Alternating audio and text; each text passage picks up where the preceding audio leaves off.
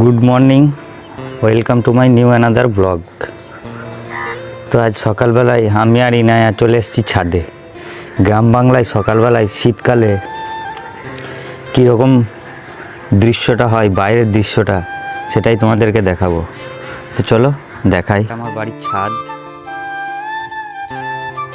এটা হচ্ছে আমার বাড়ির পাশে আম গাছ, এইটা হচ্ছে আমাদের বাড়ির আশেপাশের দৃশ্য।